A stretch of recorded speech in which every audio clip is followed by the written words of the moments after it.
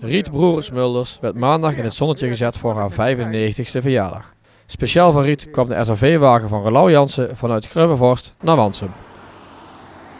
Ja, 95 was de 16 april aanstaande en ja goed, in deze coronatijd, de supermarkt wil ze nog zo graag naartoe, het lichaam wil niet meer, maar de kop is nog helemaal in orde en ja goed, hebben we even een rijdende winkel georganiseerd. Ze was compleet verrast, ze wist ook totaal niet dat we dit gingen doen en ja, ze doet heel graag even met de rolstoel, even even door de winkel boenderen en dat is gewoon, ja helaas in deze tijd heel moeilijk. En nou, ik kan zo heel mooi 95 worden, 16 april. En ik hoop nog een heel stuk ouder.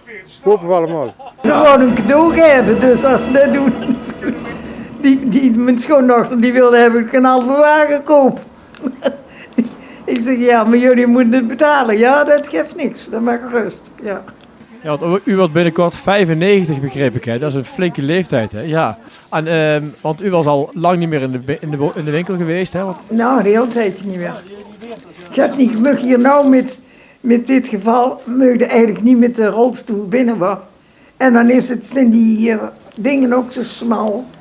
En dat gaat dan ook niet zo goed, maar anders. Want u bent nou in de SRV-wagen geweest, hè? Hoe was dat? Ja, heel gezellig. Ik kwam me dat ze dit hier ook deden. Als je hier voor €50 koopt bij de Jumbo, dan brengen ze het bij jou thuis. Ja. Maar dat is voor u alleen, is dat een flink bedrag? Ja, dat is het ook. Dat doe ik ook niet. Nee, dat is het ook. Dat klopt. Maar ja. Ja, iedereen heeft het kunnen zien. Ze heeft volop genoten in de SRV-wagen. Hoe was dat voor jou?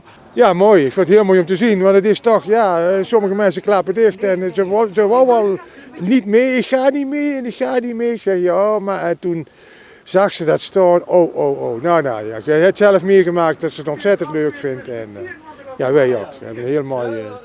Ze 95 worden en dan moeten we ze gewoon heel goed koesteren en dat blijven we ook nog even doen zolang het kan.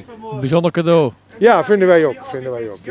Ja, en ik zit een beetje in die vrachtwagenwereld, dus ik ken sommige mensen. En, ja, dit was een hele oude kennis van mijn vader, maar ik belde die man op en die wist gelijk wie aan de telefoon had. Dus wat dat betreft, natuurlijk doe ik dat. Ik kom meteen zetten.